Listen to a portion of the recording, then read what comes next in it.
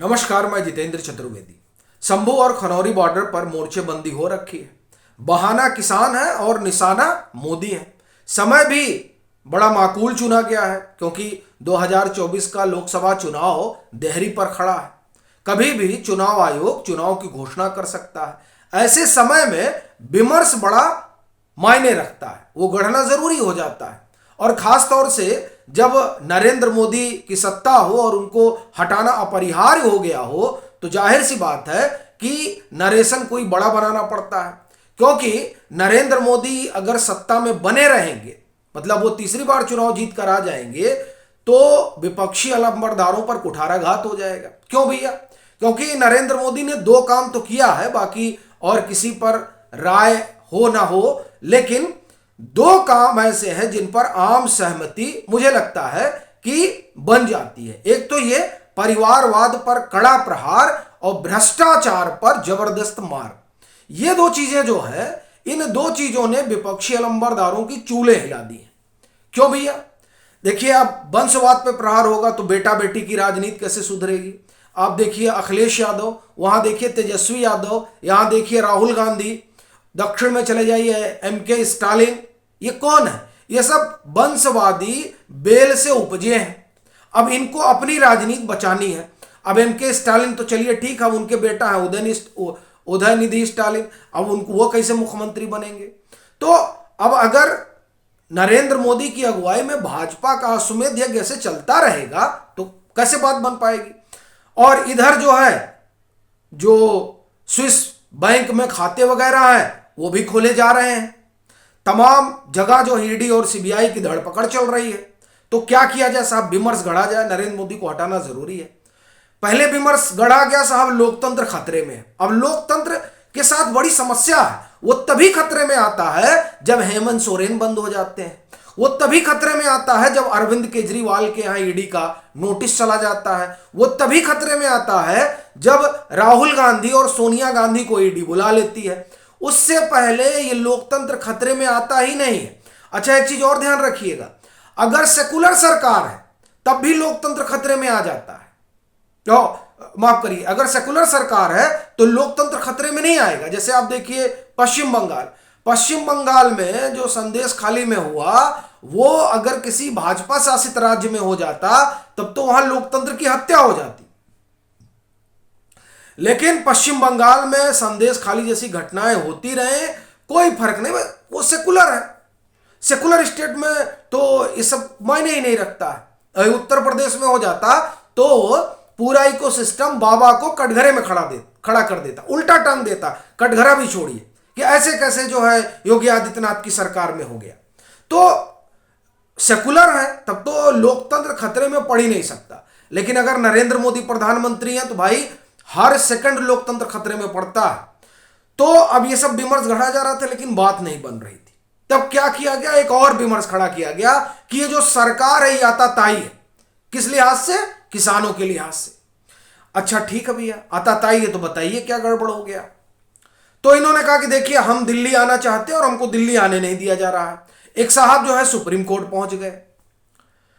अब वो supreme court गए तो उन्होंने कहा कि देखिए, ये किसान है, शांतिपूर्ण प्रदर्शन कर रहे हैं और इनको शांतिपूर्ण तरीके से प्रदर्शन नहीं किया जा रहा, देने जा रहा है। दिल्ली आना चाहते हैं, दिल्ली नहीं आने दिया जा रहा।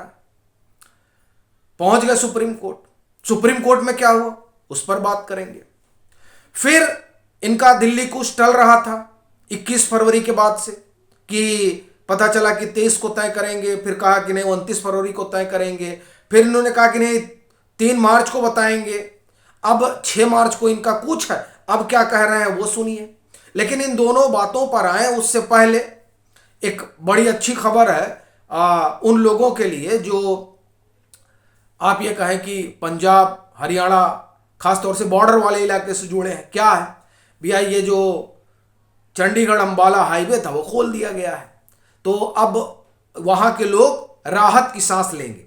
लेकिन ये जो लोग सुप्रीम कोर्ट पहुंचे, जिन्होंने कहा कि साहब देखिए, अब तो सरकार आताताई हो गई है, किसानों के ऊपर भी जुल्म कर रही है, आने जाने ही नहीं दे रही है, वो शांतिपूर्ण प्रदर्शन करना चाहते हैं। सुप्रीम कोर्ट ने कहा कि देखिए, ऐसा है कि याचिका तो हम आपकी सुनेंगे नहीं, पहली चीज। दूसरी चीज, पंजाब हरियाणा हाई कोर्ट तो इस पर सुनवाई कर ही रहा है, तो आप वो जब सुनवाई कर रहा है तो हम इसमें क्यों हस्तक्षेप करें। आप देखिए क्या इरादे थे इन लोगों के। इरादे ये थे कि सुप्रीम कोर्ट जाएंगे और वहां सुप्रीम कोर्ट कोई टिप्पणी करेगा और फिर बढ़िया ले उड़ेंगे और बताएंगे देखिए लोकतंत्र खतरे में है। लेकिन इस मायने में माननीय उच्चतम न्यायालय ने, आप देखिए क्या उन्होंने ये भी कहा कि देखिए ऐसा है, इस पर राजनीति मत करिए, किसानों का मुद्दा बहुत बड़ा मुद्दा है। और एग्जैक्टली यही बात हम लोग इस मंच से बराबर कह रहे हैं कि खेती किसानी का मुद्दा बड़ा है, उसको आप अपने राजनीतिक हित लाभ के लिए मत आगे बढ़ाइए। और इसीलिए सवाल उठा कि साहब शंभू खनौरी बॉर्डर पर चुनाव के पहले क्यों जुट गए। और ठीक है, आंदोलन आपका अधिकार है, आंदोलन किसी भी लोकतांत्रिक देश में हर नागरिक का मौलिक अधिकार है, आप करिए ना साहब आंदोलन। लेकिन ये पैकोलिन और जेसीबी लेकर जाते हैं तो सवाल खड़ा होता है। आप आइए शांतिपूर्ण तरीके से दिल्ली आइए, कौन आपको रोक लेगा। अभी 14 मार्च को संयुक्त किसान मोर्चा ने कॉल दे रखी है कि हम दिल्ली में महापंचायत करेंगे। वहां घेरेबंदी तो नहीं हो गई, क्यों? वो इसलिए नहीं हो गई कि वो शांतिपूर्ण तरीके से जाएंगे, पंचायत करेंगे, शांतिपूर्ण तरीके से जाइए आप।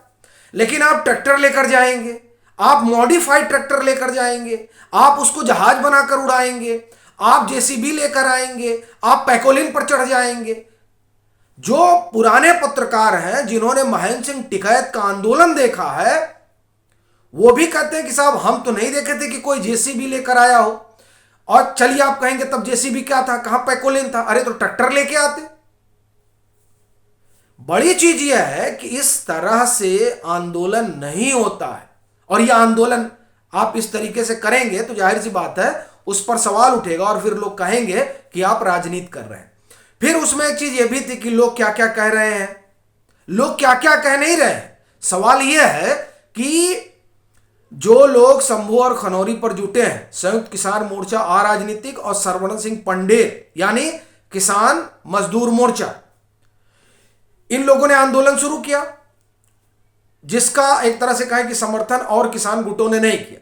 और जो सबसे बड़ा अम्ब्रेला है संयुक्त किसान मोर्चा, वो इनके साथ नहीं खड़ा था। और संयुक्त किसान मोर्चे ने जो मसौदा भेजा है उसमें संयुक्त किसान मोर्चे ने यह कहा है कि साहब ये जो 26 जनवरी को ट्रैक्टर मार्च इन लोगों ने किया था 20-21 वाले आंदोलन में, वो निर्णय सरवण सिंह पंडेर का था, वो गलत निर्णय था।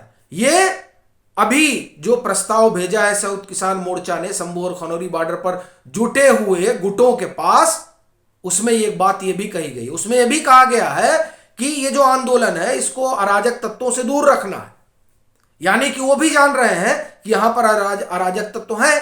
एक बात, दूसरी बात ये वो भी जान रहे हैं संयुक्त किसान मोर्चा वाले जो यहां पर नहीं जुटे हुए हैं कि चीजें कैसे होनी चाहिए और आंदोलन कैसे चलना चाहिए।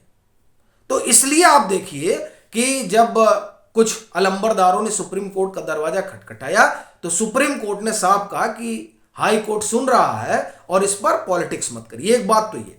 दूसरा देखिए कि इन्होंने कहा था कि साहब बिना ट्रैक्टर के दिल्ली मार्च किया जाएगा। अब कह रहे हैं कि हमने और लोगों के लिए कहा था, हम लोग तो ट्रैक्टर टाली से ही दिल्ली जाएंगे। हम लोग यानी सरवण सिंह पंडेर कह रहे हैं कि साहब हम लोग जो जुटे हैं हम तो ट्रैक्टर से ही जाएंगे। अब आप देखिए हम बिना ट्रैक्टर कैसे जाएंगे। और आपको ध्यान होगा कि पंजाब हरियाणा हाई कोर्ट ने ही कहा था कि भाई आप हाईवे पर ट्रैक्टर लेके कहां दौड़ेंगे। तो अब ये जो चीजें हैं ये साफ तौर पर बता रही हैं कि किस तरह की राजनीति हो रही है। और ये जो जुटान है, क्या इस जुटान के पीछे वाकई में किसानी सरोकार है? ये बड़ा सवाल है। आपकी क्या राय है जरूर साझा करिएगा। और मतांतर से नहीं जुड़े हैं तो जुड़िए, वीडियो को लाइक करिए और खूब शेयर करिए।